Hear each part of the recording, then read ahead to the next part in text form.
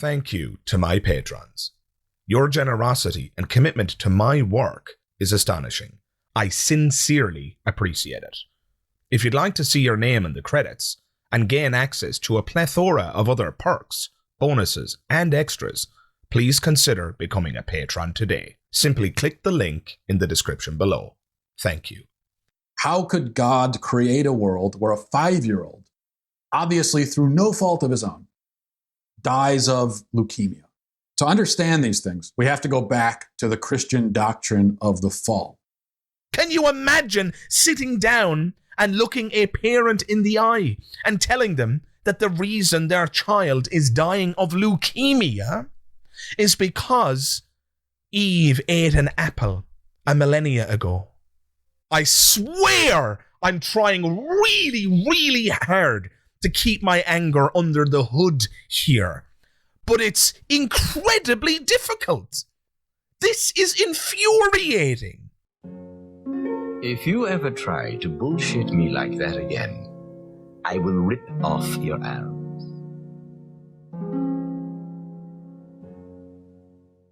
Hey everybody, Magic Skeptic here, and you're all very welcome to another episode of The Most Annoying Religious People.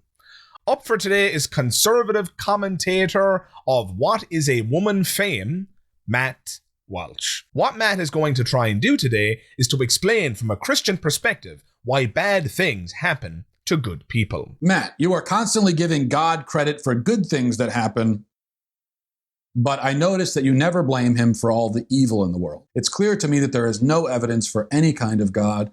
There especially is no evidence for a good God. All right. So this is the classic, why do bad things happen to good people objection. But without further ado, let's hear what Matt has to say about why bad things happen to good people. How could God create a world where a 5-year-old, obviously through no fault of his own, dies of leukemia? Or where anyone dies of leukemia? Or a world where anyone could die of any kind of horrible, agonizing disease at all? To understand these things, we have to go back to the Christian doctrine of the fall. And it seems like there are a lot of atheists and secular people who just simply don't understand this doctrine and have made no attempt to understand it.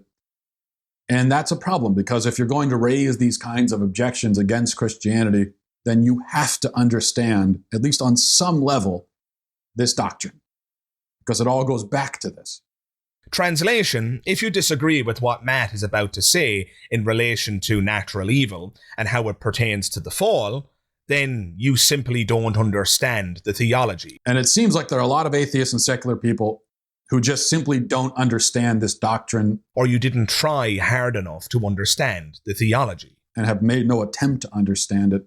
I think it's unfair to poison the well in this way at the outset. Essentially, the implication here, although I'm happy to be corrected, is that any atheist who disagrees with Matt's reading of the fall simply doesn't get it. Could it not just be the case that atheists have produced perceptive criticisms, Matt? I guess we'll find out. You can be the judge. Now, it's our belief as Christians that God created originally human beings who were in complete harmony with him, with each other, with themselves, with nature, with the world.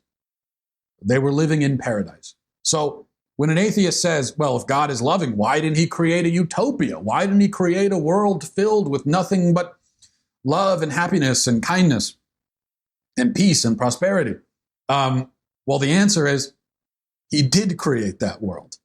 That's exactly the kind of world he created. So there was this harmony. And then man chose to rebel against God. Did God really create a world of kindness and prosperity? I'm not convinced that that is the case, and I think Christian theology itself debunks Matt's claim here. What am I referring to? Well, if God did in fact create a world of kindness and prosperity, why then did he permit the presence of the serpent who went on to tempt Eve in the garden? This isn't a perfect world. It might be almost perfect, but given the presence of the serpent, perfect it is not.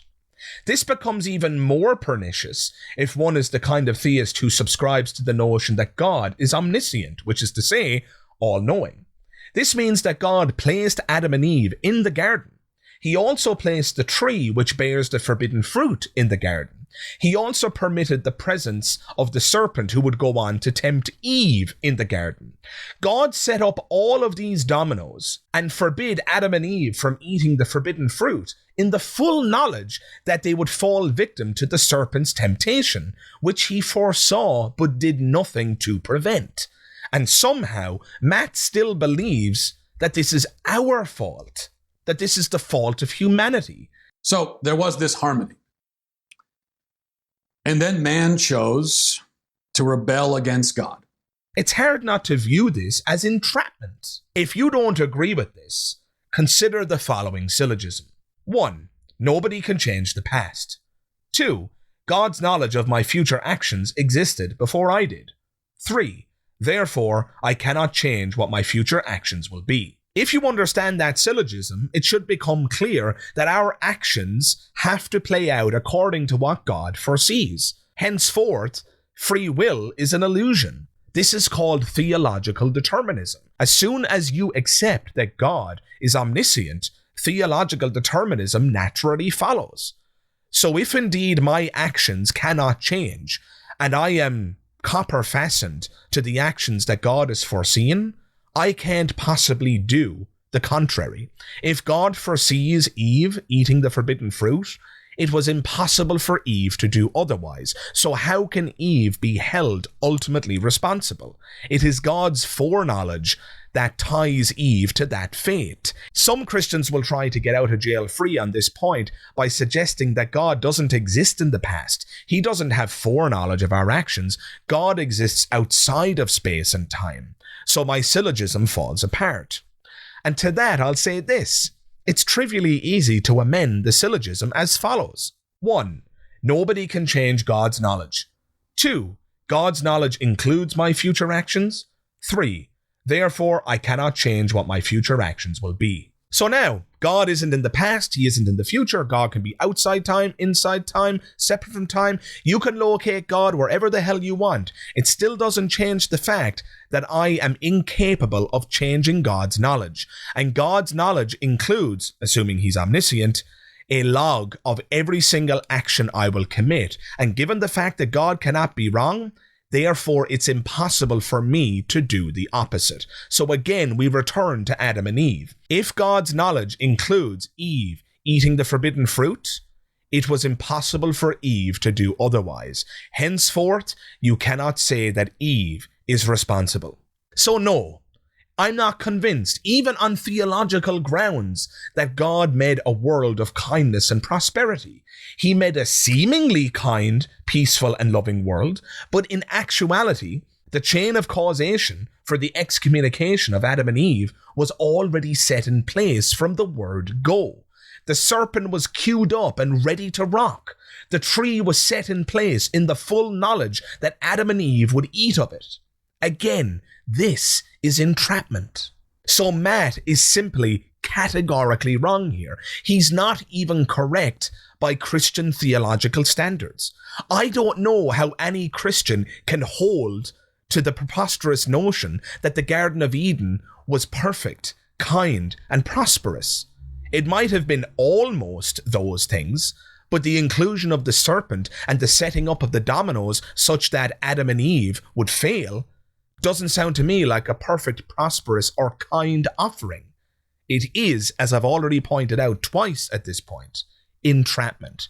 And so it makes sense to say that at the fall, there was this split, this divorce.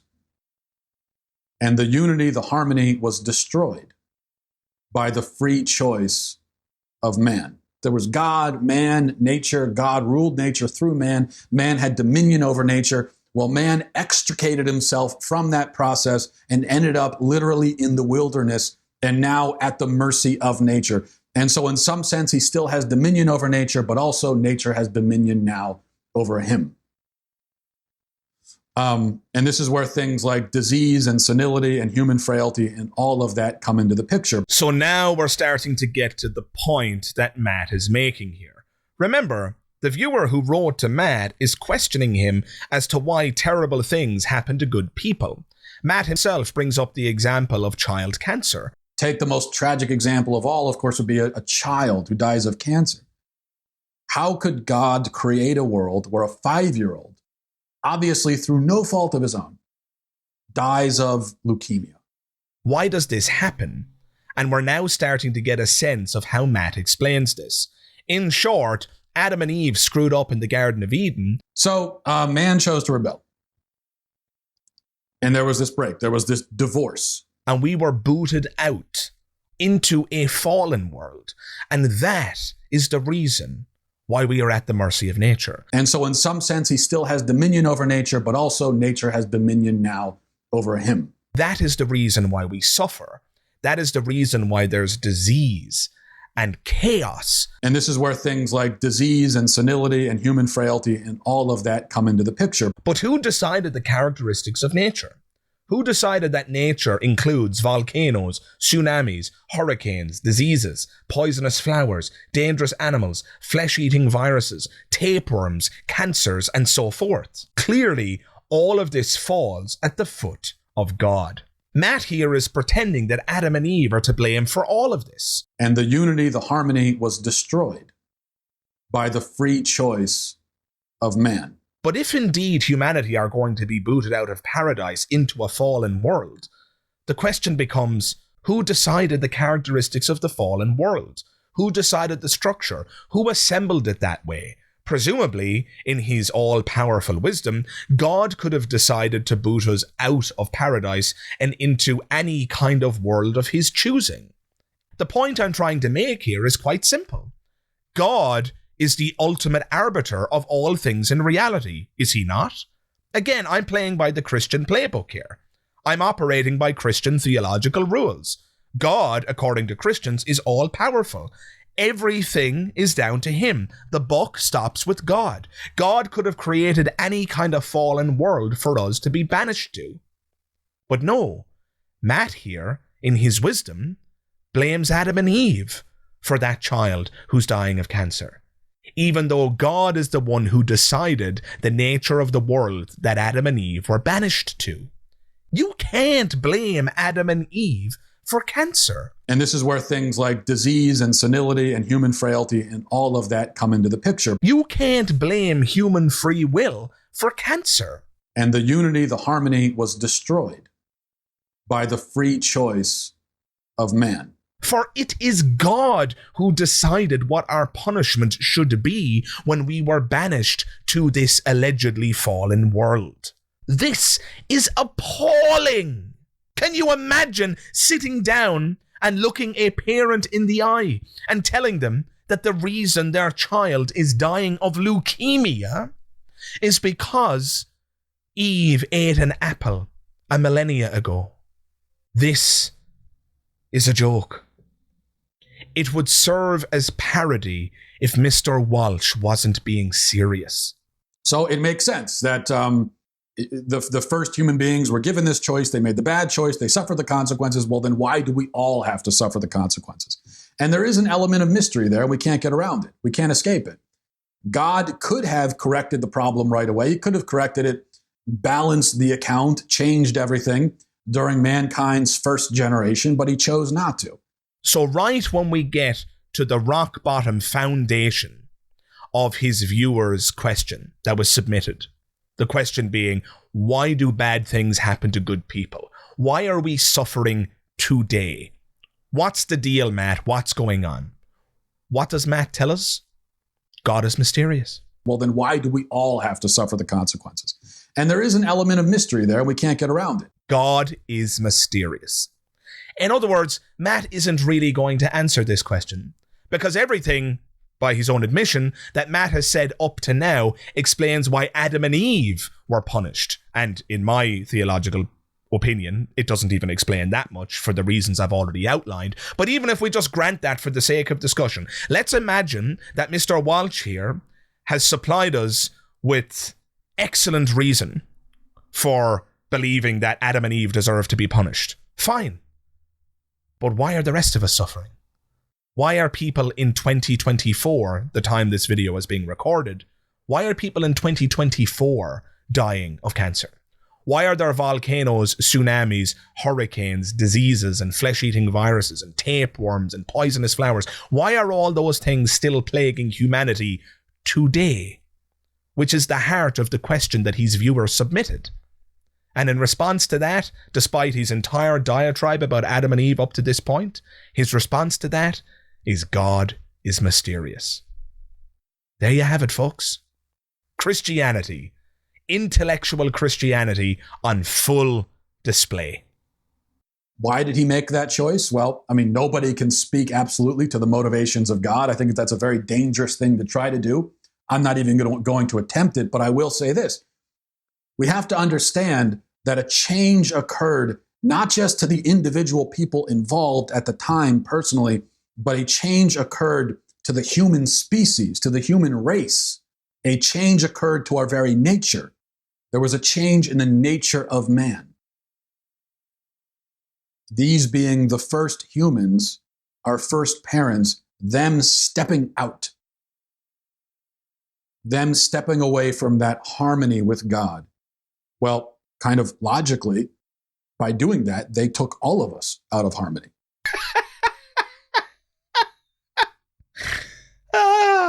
Logically, he says. Yeah, that makes sense. So logical. So Adam and Eve screwed up and stepped out of harmony with God, and Matt tells us, downright asserts, that logically speaking, that took the rest of us out of harmony with God. Well, kind of logically, by doing that, they took all of us out of harmony. How is that logical? How does that make sense? Are you kidding me?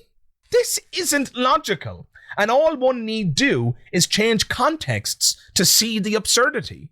If my great-great-grandfather was imprisoned for murder, it doesn't follow, logically, that I should be punished a century later for his crimes. To suggest otherwise is unbearably dense. But leave it to a Christian to blame others for something they're not responsible for. That is pretty damn central to Christianity, is it not? The central myth of Christianity is of a Jewish man who is nailed to a piece of 2x4, crucified, taking the sins of the world on his shoulders, so-called vicarious redemption. So all of the people who engaged in sexual crimes, Jesus took their sins on his head, and they were forgiven because Jesus was crucified in their stead. Does that person deserve to walk free now? Because Christ took their sins from them? Is that person no longer responsible? That appears to be the message of Christianity. That is not moral teaching. That is morally abominable, in my view. I would rather that sexual criminal be locked up. It doesn't matter that somebody else was punished in their stead. That is irrelevant. But Christianity would have us believe that it is not only relevant, but poignant, beautiful, and loving. It is despicable, so it shouldn't surprise us in the slightest that Matt here is defending the rest of us being punished for something that we had no hand or part in. But according to Matt, in his wisdom, it's only logical that the rest of us be punished for something that happened at the beginning of time. Well, kind of logically, by doing that, they took all of us out of harmony. The reason that baby is dying with leukemia is because Adam and Eve stepped out of harmony with God. And it's only logical that we were pulled out of harmony as well. It only makes sense. Give me a break. Oh, brother. I don't know how I'm going to get to the end of this one, dear listener. Think about divorces in, actual personal marriages. And let's say it's a divorce where a man decides to abandon his family. Well, in doing that, he has broken the family apart without the direct consent of all the other members of the family. And he has set the family on a new course, a bad course. And he has set off a series of consequences that will be felt all through down the line, that will be felt by his children and his children's children and his children's children's children, even 15 generations later. You could look at children that are being born 15 generations later, and you could say correctly that they would not be quite like this if not for the choice that that man made 15 generations ago. This analogy is preposterous. Sure, the actions of a husband who breaks up his family could in fact be impacting a child 15 generations into the future. But the question is, why? What has caused those ripples? It's because of cause and effect. The ripples are involuntary, as the children embody the trauma. One cannot choose not to be traumatized. Their behavior will inevitably change, consciously or unconsciously, because of their traumatic experiences. And that ripple will permeate through time like the butterfly effect. This is remarkably different from the Adam and Eve case. The punishment for Adam and Eve, assuming they deserved one, could have stopped with them. It only permeates through time because God insists on punishing the rest of us for it. All other humans who weren't created yet didn't have to experience the ripple of being held to account for something they didn't do. Yet, the divorce of God and Adam and Eve is being marshaled in this video as the explanation for why children die of cancer today. And why? Not because there are causal ripples through time, but because God insists on keeping humanity in this fallen world as a punishment for something that none of us were alive to partake in. So the next time a parent loses their child to cancer, remind them that it's because God is holding their child accountable for the behavior of two humans who were entrapped and enticed into said misbehavior. I swear I'm trying really, really hard to keep my anger under the hood here. But it's incredibly difficult. This is infuriating.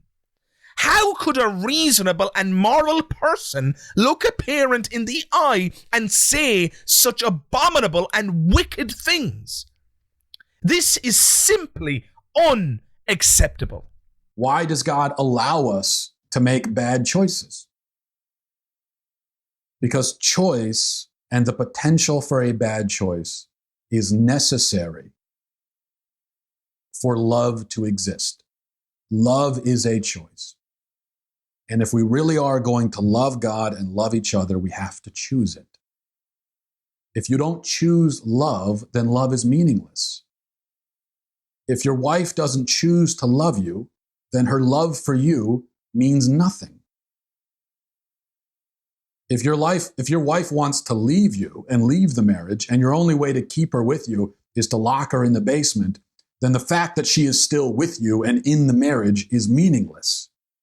She's only there because she has no other choice but to be there.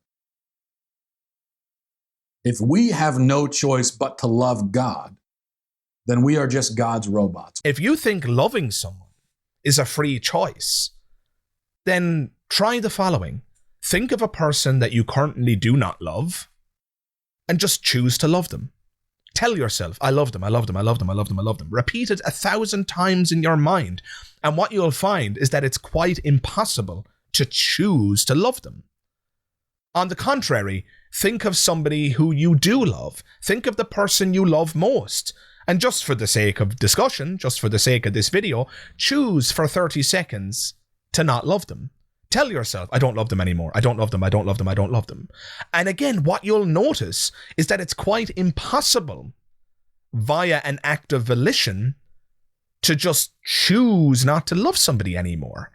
It doesn't work that way. And if you pay attention to the language that we use in our society, it is revelatory. Why do people describe it as quote unquote falling in love? I think there's a good reason why. It's because it's involuntary. Falling in love is like finding a joke funny. You don't choose to laugh at a joke. You erupt into laughter, which is why sometimes we laugh at inappropriate moments, even though we'd prefer not to. So this idea that love is a choice and that for love to be meaningful, it must be a choice, really doesn't make sense to me. Choice and the potential for a bad choice is necessary for love to exist. Love is a choice.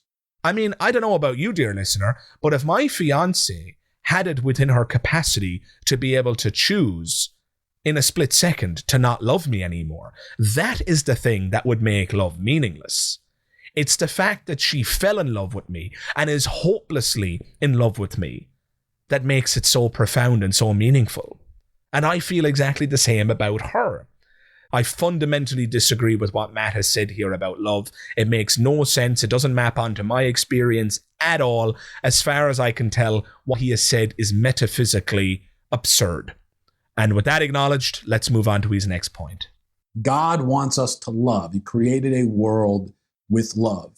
He created it in love. God is love himself. And God wants us to share in that love. He wants us to be virtuous, to be holy, to be good, to have joy.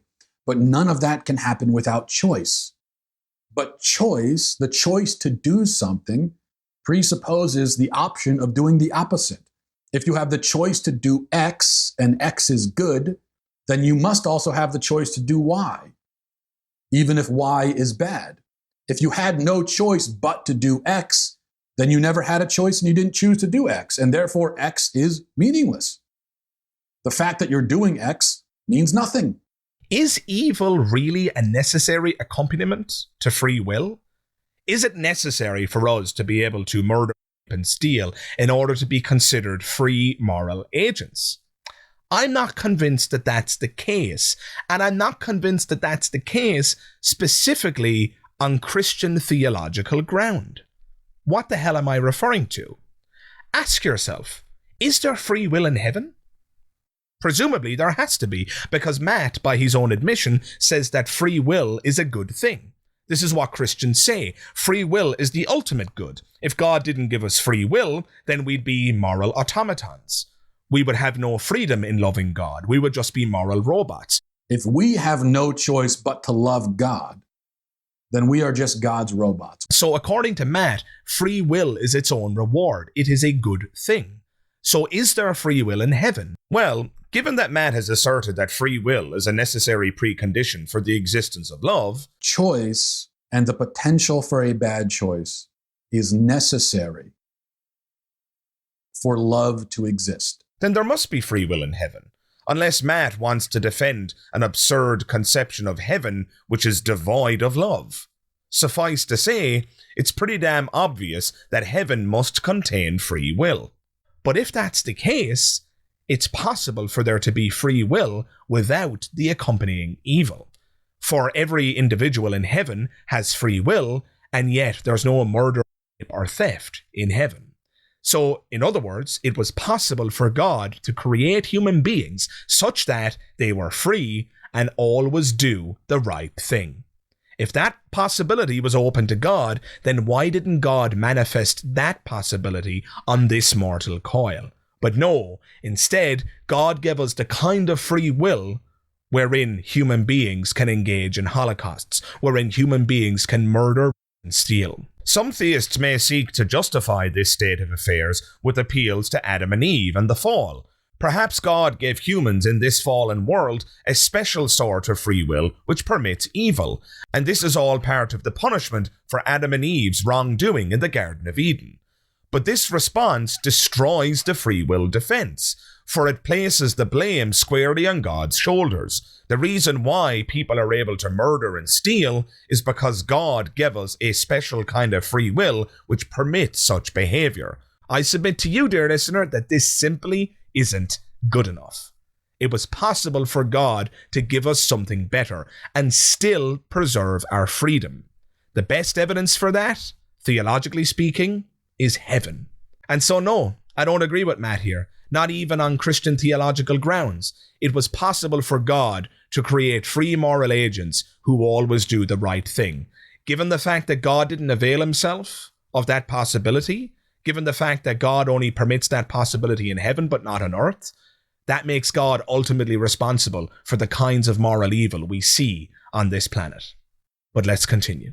But this idea that, well, why didn't God make a world where there's love and happiness and harmony, but there's no choice for anything else? And we're all just automatons programmed to always do the good thing.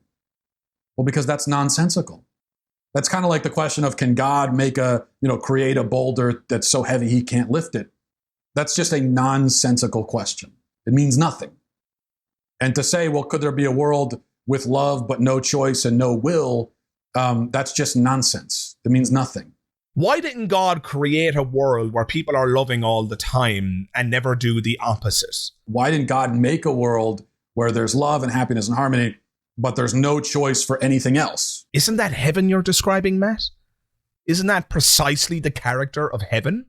Where people are free, they have free will, and they do good things all the time, and despite this free will, they never do the opposite?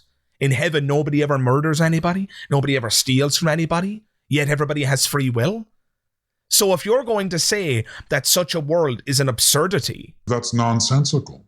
Then you've just debunked your very own eschatology. You've just debunked your own Christian heaven.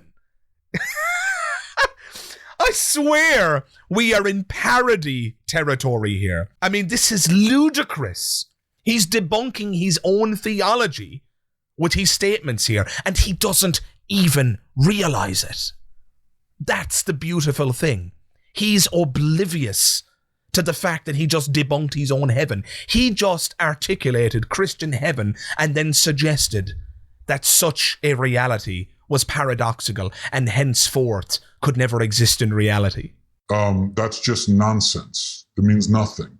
Well, I'm sorry, Matt. I've got bad news for you then.